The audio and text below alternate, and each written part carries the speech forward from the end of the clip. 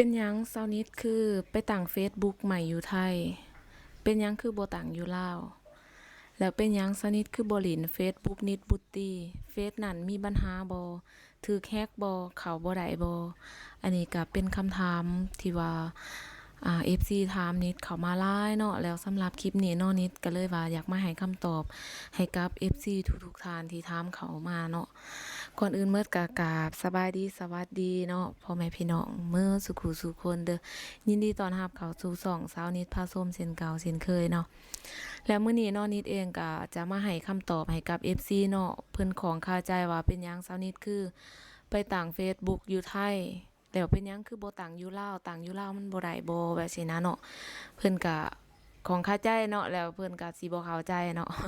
นิดก็เลยว่าสิมาให้คำตอบให้เพิ่นในคลิปนี้เนาะ เหตุผลหลักๆเนาะที่ว่านิดไปตั้งเฟซบุ๊กใหม่อยู่ไทยเนาะก็คือเฟซบุ๊กเก่าของสนิทหั้นน่ะเฟซบุ๊กนิดบุตตีที่เป็นภาษาอังกฤษหั้นเนาะมันมีปัญหาก็บ่แม่นมีปัญหาอย่างอื่นดอกเนาะก็เข้าใช้งานได้อิหยังปกตินี่แหละเพียงแต่ว่าก่อนหน้านี้เนาะประมาณปี2024เนาะนิดหั้นได้เปิดโหมดมืออาชีพเนาะเปิดโหมดมืออาชีพแล้วบัดนี้ภายในระยะ1 ปีเนาะนิดผ่านกฎเกณฑ์ของ Facebook แต่ว่าผ่านกฎเกณฑ์แต่ดาวเด้อ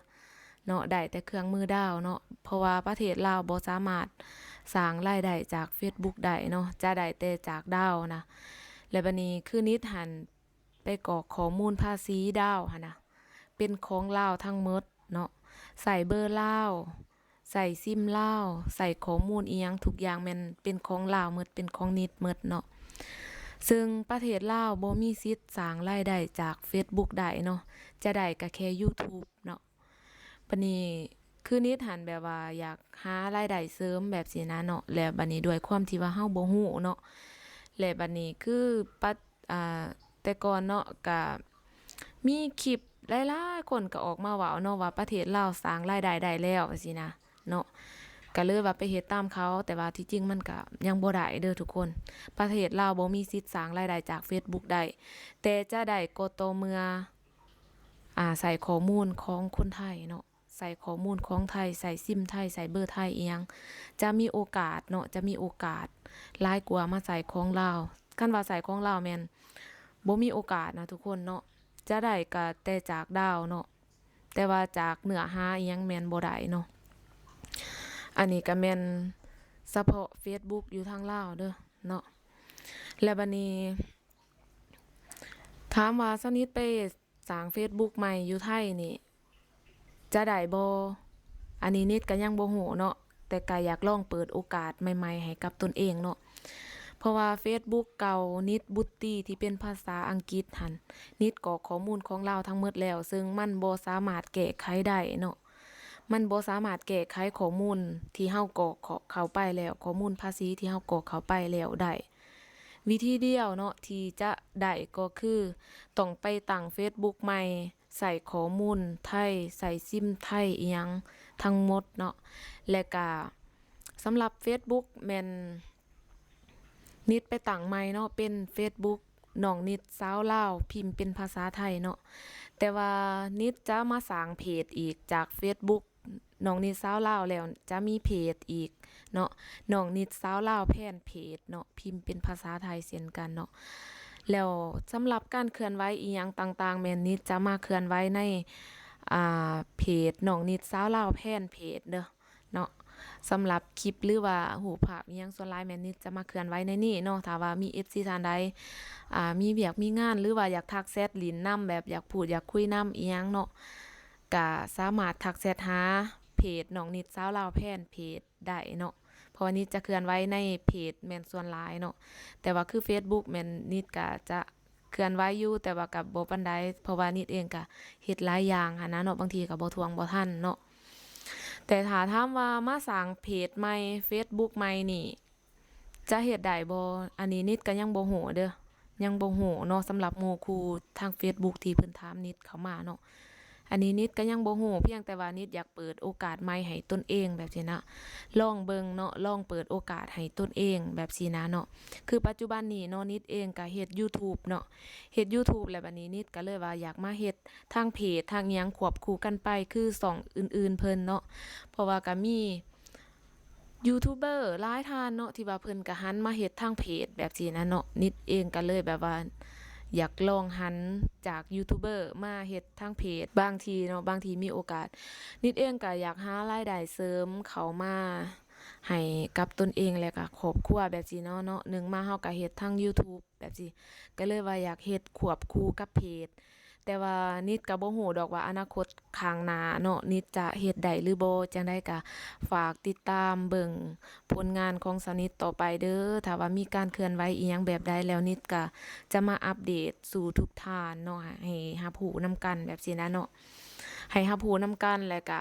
ถ้าว่าท่านใดเนาะหมู่คู่หรือว่าเพื่อนหรือว่าพี่น้องหมู่คู่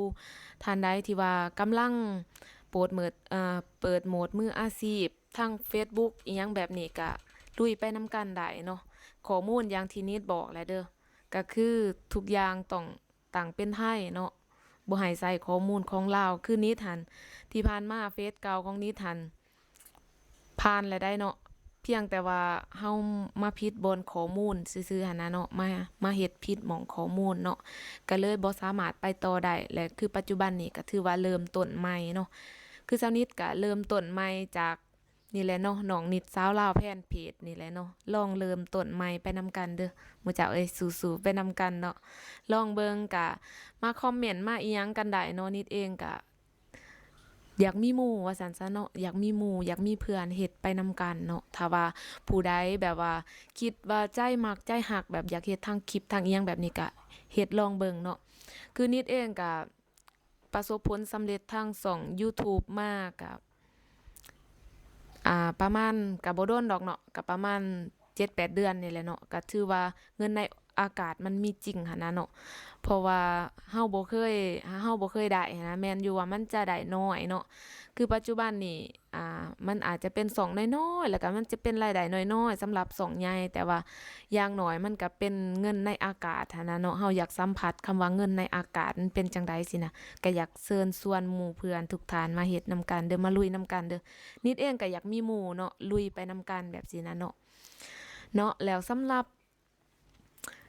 อ่าเพจของนิดก็แนะนำไปประมาณนี้เด้อเนาะสำหรับเพจหรือว่าท่านใดที่ว่าเปิดโหมดมืออาชีพณปัจจุบันนี้เนาะต้องใส่ข้อมูลเป็นของไทยเด้อ จังจะมีโอกาสเนาะแต่ว่าถ้าถามว่าใส่ของลาวนี่มีโอกาสบ่อาจจะมีโอกาสคือกันแต่ว่ามันก็โอกาสนั้นมันหายากค่ะนะเนาะมันหายากเอาเป็นว่าไปทางลัดดีกว่าเนาะจังได๋ก็ฝากพี่น้องฟังไทยแหน่เด้อเนาะ ฝากเนื้อฝากตัวฝากหัวใจแหน่เด้อพี่น้องฟังไทยเนาะกับเพื่อเนาะเพื่อว่ามีโอกาสนำเพิ่นเพื่อได้มีรายได้เสริมแบบสิหันนะเนาะก็บ่ฮู้ว่าจะเฮ็ดได้หรือบ่แต่จังได๋ก็จะสู้ๆจะพยายามไปเรื่อยๆเนาะและบัดนี้นิดเองก็อยากมาออกอยากมาแจ้ง FC อีกเรื่องหนึ่งเนาะก็คือนิดเฮ็ดช่อง YouTube 2ช่องเด้อจ้าไปร้อยเฮ็ดช่องหนึ่งเนาะ สองหลักของสาวนิทเนาะสาวนิทพาส้มพิมพ์เป็นภาษาไทยเนาะแต่สำหรับ2-3ห้องของสาวนิทแม่นน้องนิดสาวลาวเนาะไปร้อยสร้าง2-3ห้องไว้สักพักหนึงแล้วเนาะประมาณ3 เดือนนี้ได้เนาะประมาณ3 เดือนคือณปัจจุบันนี้เนาะช่อง YouTube น้องนิดสาวลาวเนาะพิมพ์เป็นภาษาไทยเนาะชั่วโมงผ่านกฎเกณฑ์ของ YouTube แล้วเนาะยังแต่ผู้ติดตามประมาณ100 กว่าคนเนาะนิดคิดว่ายังอีกประมาณเดือนหนึงนี่ก็น่าจะผ่านแล้วเนาะจังได๋ก็ฝากเขาไปติดตามในเด้อบ่ว่าจะเป็น FC ท่านเก่าหรือท่านใหม่จังได๋ก็ฝากเขาไปติดตามเป็นกำลังใจแหน่เนาะเหตุผลที่ว่าไปสร้าง2-3ห้องบ่ก็คือเพื่อกัน2หลักปลิวเนาะถ้าว่า2หลักปลิวนิดบ่ฮู้ดอกว่าจะเฮ็ดผิดกฎอีหยังต่อไปบ่เนาะแต่ว่าเฮาก็สร้าง2-3ห้องไว้เพื่อเนาะเพื่อ2หลักปลิวถ้าว่าปลิวแล้วก็คือสิได้ไปพ้อกันอยู่ใน2-3ห้องเด้อจ้ะจั่งใดก็ฝากติดตามผลงานของสาวนิทพาส้มต่อไปเด้อสบายดีสวัสดีจ้า